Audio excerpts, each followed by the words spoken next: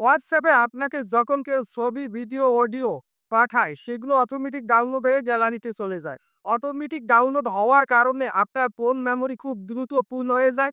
যার কারণে আপনার ফোনটা বিভিন্ন ধরনের সমস্যায় দেখা দেয়।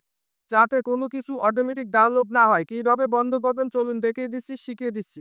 ভিডিওটাকে শেয়ার দিয়ে রেখে দিন, পরবর্তীতে নিশ্চয়ই কাজে লাগবে। YouTube থেকে দেখে থাকলে YouTube চ্যানেলটাকে সাবস্ক্রাইব করে বেল বাটনটাকে অন করে দিই। তার জন্য শুরুতে যাবেন হোয়াটসঅ্যাপ, ডান দিকে 3 ডট দেখতে পাবেন, এখানে যাবেন। এখান থেকে দেখতে পাবেন সিটিং, তারপর এখান থেকে দেখতে পাবেন স্টোরেজ অ্যান্ড ডাটা, এখানে ক্যাপতে হবে। এখানে দেখতে পাচ্ছেন মিডিয়া অটো ডাউনলোড, এই অপশনটার নিচে দেখতে পাচ্ছেন ওহেন ইউজিং মোবাইল ডাটা, এখানে ক্যাপ করে দেখতে পাচ্ছেন 4টা অপশনে কিন্তু টিক চিহ্ন করা আছে।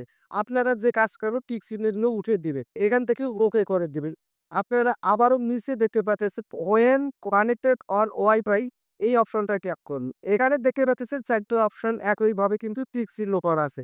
এই টিক চিহ্নগুলোকে উঠিয়ে দিবেন। তো এখান থেকে ওকে করে দিবেন। ওকে করে দিলেই আপনার হোয়াটসঅ্যাপে যদি কেউ ছবি, ভিডিও, অডিও কোনো কিছু পাঠায় সেগুলো আর অটোমেটিক ডাউনলোড হবে না, আপনার ফোন মেমোরি ফুল হবে না।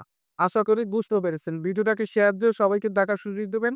YouTube থেকে দেখে থাকলে YouTube চ্যানেলটাকে সাবস্ক্রাইব করে বেল বাটনটাকে অন করে দিবেন। অবশ্যই একটা লাইক দিতে ভুলবেন না। ধন্যবাদ।